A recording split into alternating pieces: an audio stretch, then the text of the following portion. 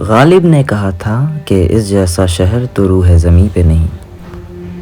अगर मैं मुजर्रिद होता यानी कि बैचलर और ख़ानादारी की ज़िम्मेदारियाँ मुझ पर हायल ना होती तो सब कुछ छोड़ छाड़ के यही का हो जाता। यहाँ की खाक नशीनी यहाँ की हुक्मरानी से बेहतर।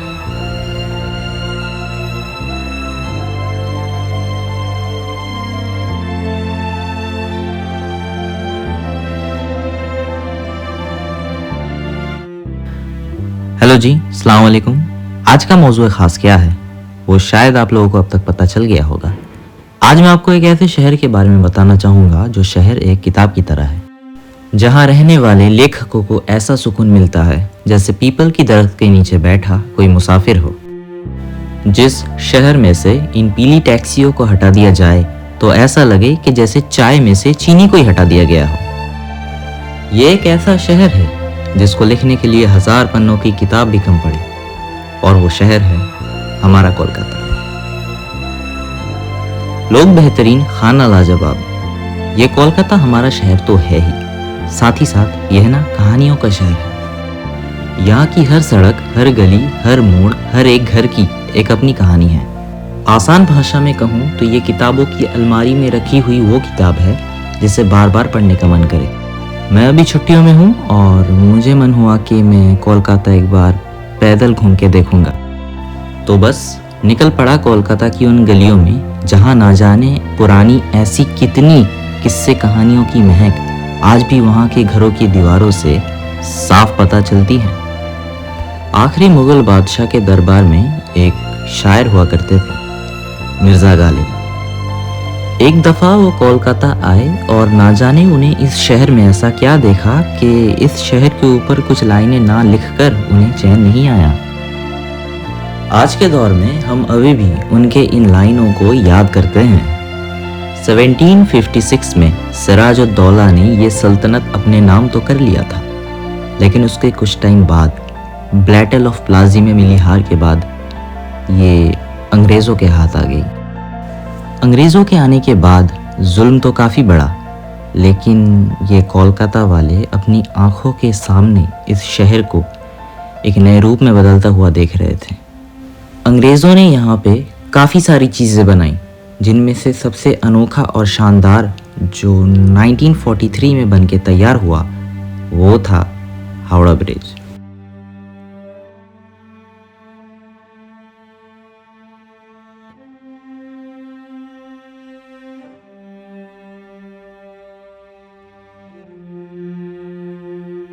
फिर 1947 में अंग्रेज तो चले गए, लेकिन कोलकाता वालों की ज़मीन पे एक जंग छिड़ गई।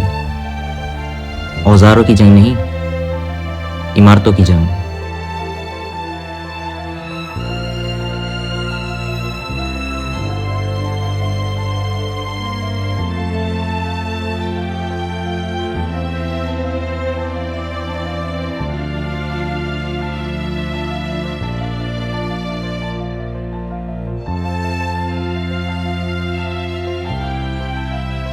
मुख्तार अंबाबू सिल में रहते हैं।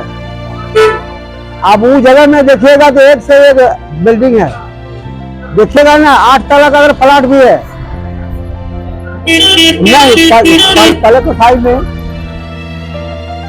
समय का पहिया तो चल पड़ा है तरक्की की ओर, लेकिन इस शहर की एक चीज़ है जो शायद अब हमसे रुखसत लेना चाहती है, और वो है कोलकाता की हाथगाड़ी।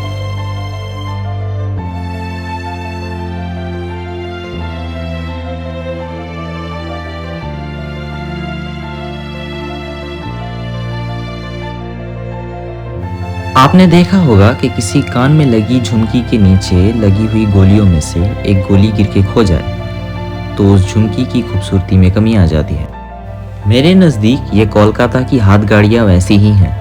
अगर रास्ते पे चलते वक्त 2-4 ना दिखें तो कोलकाता की खूबसूरती में थोड़ी कमी आ जाती है।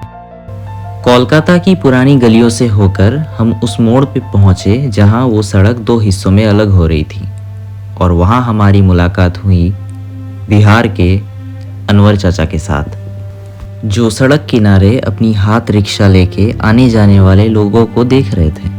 मैंने उनसे कुछ देर बात की तो पता चला कि 18 साल की उम्र में ही उन्हें रिस्क की तलाश में बिहार से कोलकाता आना पड़ा था।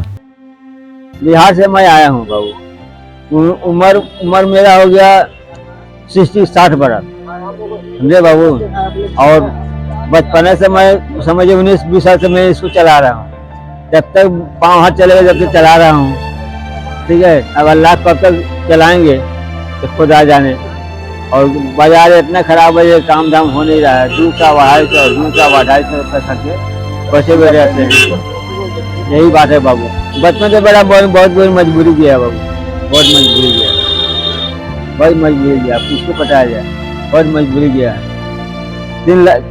3 ठो लड़की है और 4 लड़का है। लड़की लोग अभी है, ये पढ़ रहा है। लड़का लोग अभी गांव में है, अभी कोई कमाने वाला नहीं है। ना कोई नहीं, बेटा नहीं चला है। बेटा तो है अभी, एगो बेटा है अभी 3 गो छोट है। एगो बड़ा से जो है ना वो बम्बई में है, बम्बई में।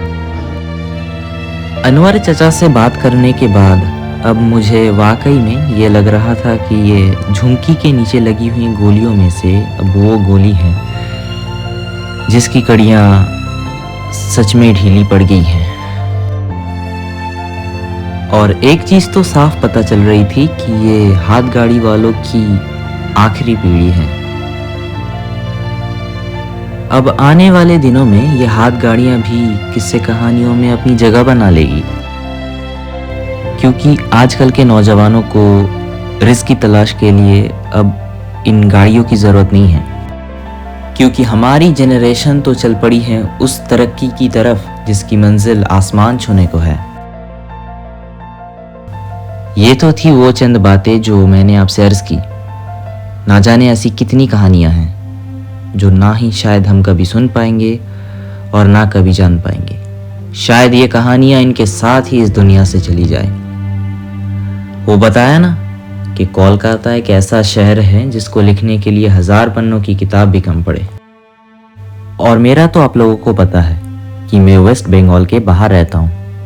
ना जाने कब फिर ज़िंदगी में इन कोलकाता की गलियों में पैदल आ पाऊँगा, फिर से इन गलियों में आऊँगा और यहाँ की इन लोगों को याद करूँगा, घरों को याद करूँगा, इन दरख्तों को याद करूँगा और उस गली के मोड़ में अनवर चाचा को याद करूँगा। इन सब के बाद मेरे जहन में सोचकर भी कोई ऐसी लाइन याद नहीं आ रही थी जो मैं इस शहर के ऊपर लिखूँगा या बोलूँगा। तो थक हार कर मैं गालिब साहब के उन्हीं लफ्ज़ों को दोहराना चाहूँगा कि कोलकाता का जिक्र जो तूने किया कि कोलकाता का जिक्र जो तूने किया हमनशी, एक तीर मेरे सीने पे दे मारा के हाय हाय।